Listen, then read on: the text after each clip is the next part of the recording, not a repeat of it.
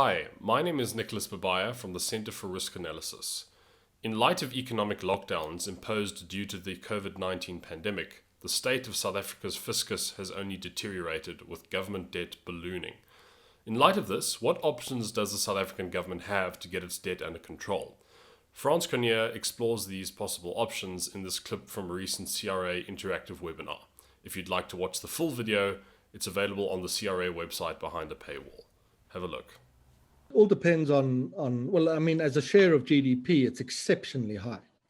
And the significance is it's exceptionally high in an economy where the growth outlook is exceptionally poor and the policy environment is hostile to seeing that growth outlook rise.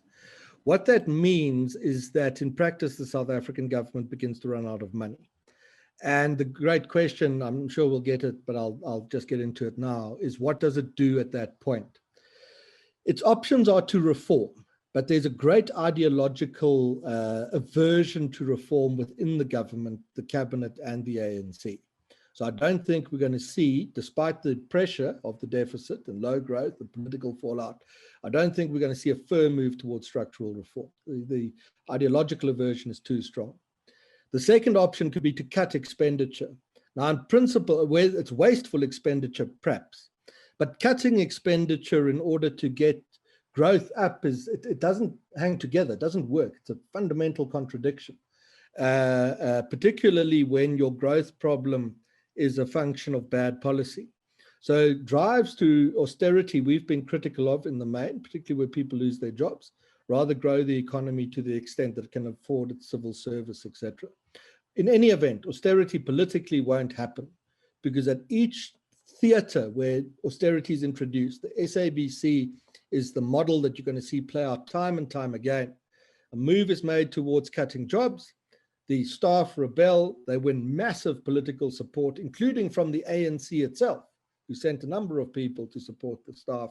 They used the austerity platform at the SABC to attack Mr. Mboweni and Mr. Ramaphosa. Doesn't get off the ground. So you're not going to get reform. You're not going to get austerity. So what's left? Through the medium term, I think there'll be more debt issued. We'll just go deeper into debt and kick this can down the road for future generations to face the consequences.